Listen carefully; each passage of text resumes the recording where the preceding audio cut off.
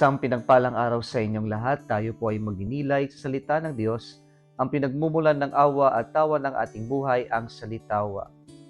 Rejection is a painful experience. When we are rejected, we feel we are unwanted, we are useless, we are disposable, or we live a miserable life. And so people are rejecting us. And when we feel we are rejected, and when the emotion gets of us, then our natural reaction is to get even to that person who hurt us, to retaliate to that person. I think this is what also happened in our gospel reading today. Jesus was entering to a Samaritan village and he was rejected. Why? Because Samaritans do not like Jews, just as the Jews do not like Samaritans. They do not treat each other as friends. They are enemies. They are the people they want to avoid walking with. And so when Jesus was rejected by these people in entering, the disciples of the Lord wanted to retaliate, to get even. And so they wanted to call on God and storm down with fire this village. Pero ang Diyos hindi siya nag-react na gano'n. Na para bang maghihiganti ka dahil sa nasaktan ka.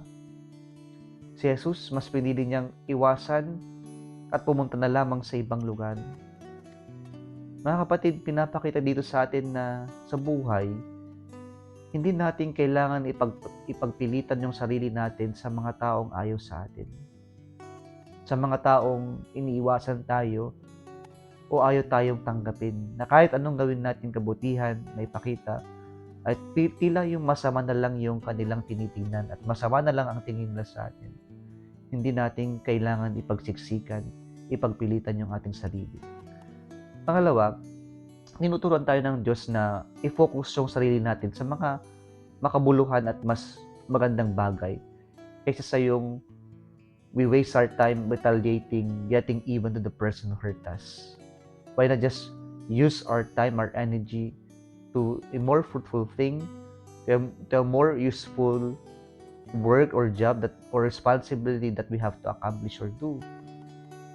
Kaya sana po, huwag tayong mag-focus sa yung nasaktan lang tayo ay parang naruyakan, tayo ay na parang minaliit, pero mag-focus lang tayo sa lesson na nakuha natin doon at i-focus natin yung sarili natin sa paggawa ng mas makabuluhan o magandang bagay. Kaysa sa tayo po yung maghiganti at hindi ito matatapos at hindi ito masosolve yung ating pinagdaraanan.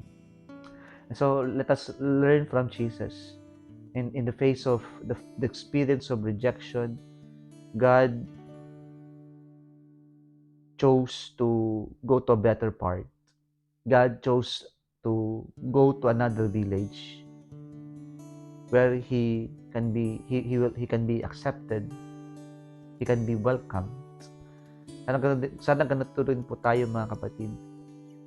Na kapag tayo ay nasaktan, huwag tayong magmuk sa nararamdaman natin, sa emosyon natin, but we have to move forward and choose to be happy, choose to be better by doing what is best, what is useful, what is good.